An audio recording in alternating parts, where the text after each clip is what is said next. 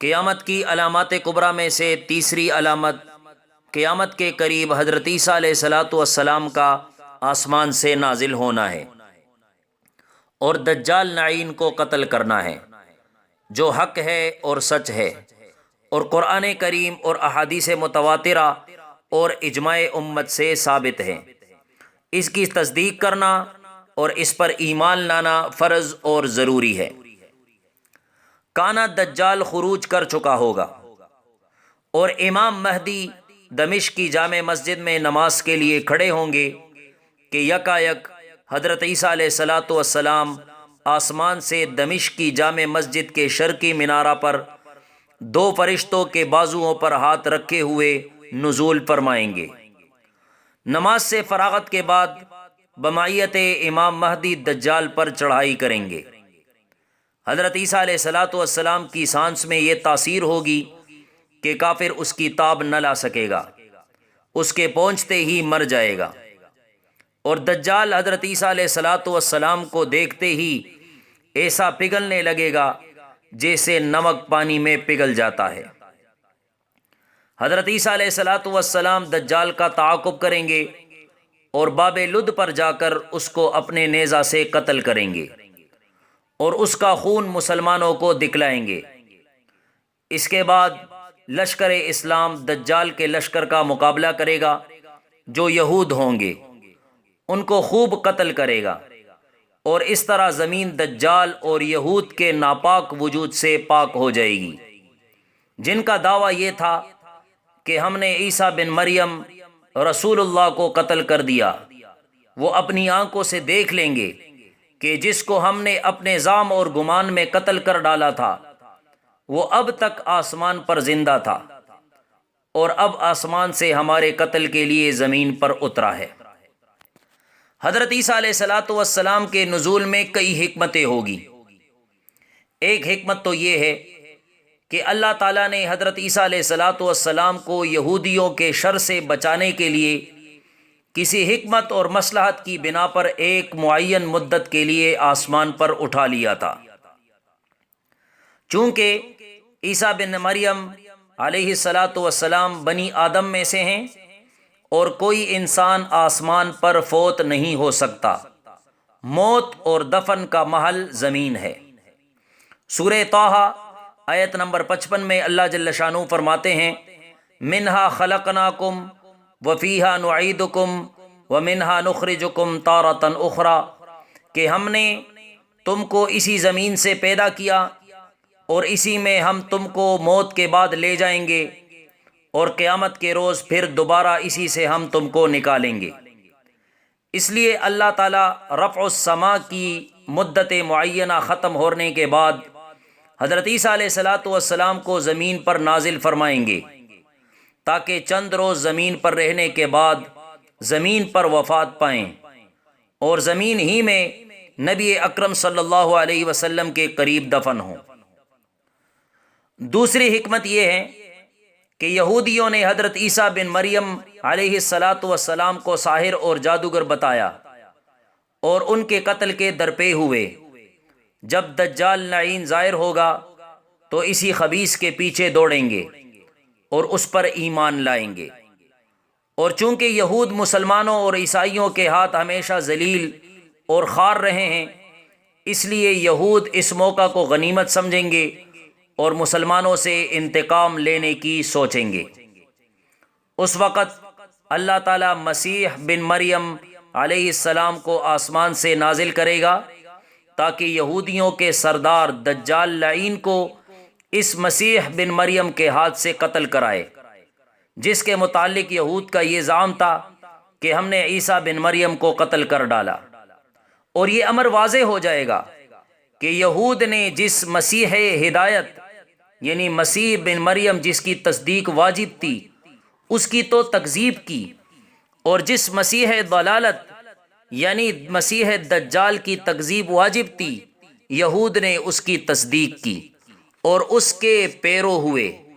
معلوم ہوا کہ جو مسیح مریم کے قتل کا زعم فاسد رکھتا تھا وہ بھی مجرم اور واجب القتل ہیں۔ حضرت عیسیٰ علیہ الصلاۃ والسلام آسمان سے نازل ہونے کے بعد شریعت محمدیہ صلی اللہ علیہ وسلم کا اتباع کریں گے، اس لیے کہ حضرت عیسیٰ علیہ الصلاۃ والسلام کی شریعت کا اتباع ان کے رفع الی السماء تک محدود تھا۔ اس کے بعد جب شریعت محمدیہ آئی تو تمام جن اور انس پر قیامت تک اس کی متابعت واجب ہوئی، کیونکہ آپ صلی اللہ علیہ وسلم خاتم الانبیاء ہیں اور آپ کی شریعت تمام شریعتوں کی ناسخ ہیں، آپ کی شریعت آخری شریعت ہیں اور تمام شریعتوں سے اکمل اور اتم ہیں، لہٰذا اس وقت حضرت عیسیٰ علیہ الصلاۃ والسلام کا تمام عمل کتاب اور سنت نبوی کے موافق ہوگا۔ حضرت عیسیٰ علیہ الصلاۃ والسلام نزول کے بعد بھی نبی ہوں گے،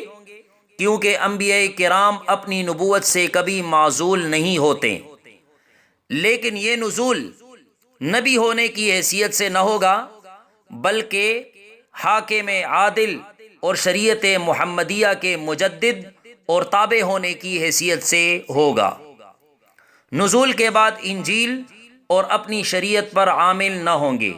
بلکہ کتاب اور سنت اور شریعت محمدیہ کے تابع ہوں گے اور اسی کے موافق حکم کریں گے۔ اب سوال یہ پیدا ہوتا ہے کہ حضرت عیسیٰ علیہ الصلاۃ والسلام کو شریعت محمدیہ کا علم کیسے ہوا؟ تو القول المحکم فی نزول عیسیٰ ابن مریم، اس کتاب میں یہ لکھا ہے کہ اللہ تعالیٰ حضرت عیسیٰ بن مریم علیہ الصلاۃ والسلام کو نزول سے قبل ہی آسمان پر شریعت محمدیہ کا علم عطا فرمائیں گے، یا یہ صورت ہوگی کہ نزول کے بعد بذریعہ وحی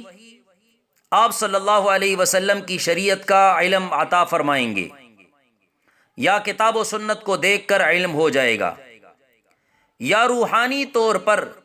حضرت صلی اللہ علیہ وسلم سے علم حاصل ہو جائے گا۔ اب حضرت عیسیٰ بن مریم علیہ الصلاۃ والسلام اور امام مہدی دو شخص ہیں۔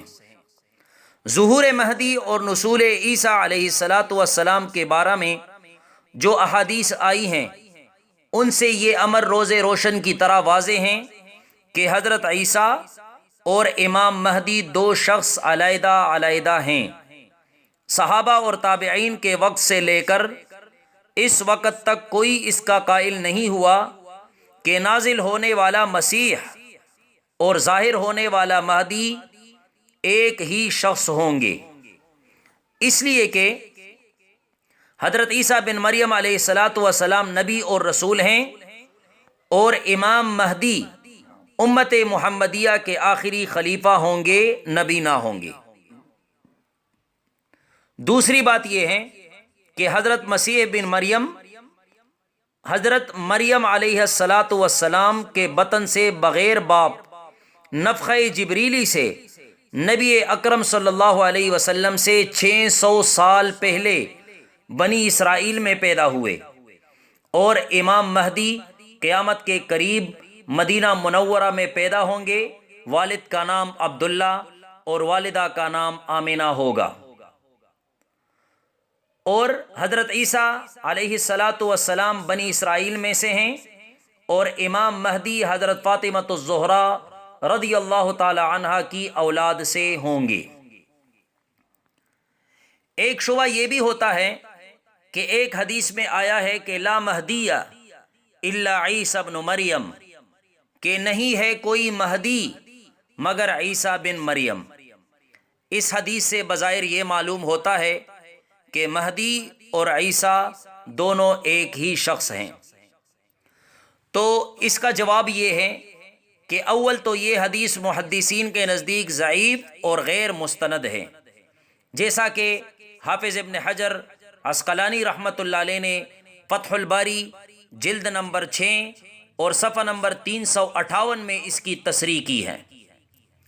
دوم یہ کہ یہ حدیث ان بے شمار احادیث صحیحہ اور متواترہ کے خلاف ہیں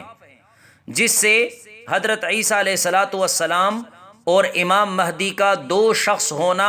آفتاب کی طرح روشن ہیں، اور متواتر کے مقابلے میں ضعیف اور منکر روایت معتبر نہیں ہوتی۔ تیسری بات یہ ہے کہ اگر اس حدیث کو تھوڑی دیر کے لیے صحیح تسلیم کر لیا جائے تو یہ کہا جائے کہ اس حدیث کے معنی یہ ہیں کہ اس وقت حضرت عیسیٰ بن مریم علیہ السلام سے بڑھ کر کوئی شخص ہدایت یافتہ نہ ہوگا، کیونکہ مہدی کا لغوی معنی ہدایت یافتہ کے ہیں، اور یہ بات ظاہر ہے کہ نبی سے بڑھ کر کوئی ہدایت یافتہ نہیں ہو سکتا، کہ حضرت عیسیٰ علیہ السلام اگرچہ نزول کے بعد آپ کی شریعت کے تابع ہوں گے مگر نبی اور رسول ہوں گے، اور امام مہدی آپ کی امت کے آخری خلیفہ راشد ہوں گے، نبی نہ ہوں گے۔ اور یہ بات روز روشن کی طرح ظاہر اور واضح ہیں کہ غیر نبی کی ہدایت نبی اور رسول کی ہدایت سے اکمل اور افضل نہیں ہو سکتی، اس لیے کہ نبی کی ہدایت معصوم عن الخطا ہوتی ہے، اور عصمت یہ انبیاء علیہم السلام کا خاصہ ہے۔ اور ایک حدیث میں ہے کہ لا فتن الا علی رضی اللہ تعالی عنہ، یعنی کوئی جوان شجاعت میں حضرت علی کے برابر نہیں، اور اس کے یہ معنی نہیں کہ دنیا میں سوائے علی کے کوئی جوان نہیں۔ اسی طرح لا مہدی الا عیسی ابن مریم کے یہ معنی ہوں گے کہ کوئی مہدی اور کوئی ہدایت یافتہ عصمت اور علو منزلت میں عیسیٰ بن مریم کے برابر نہیں۔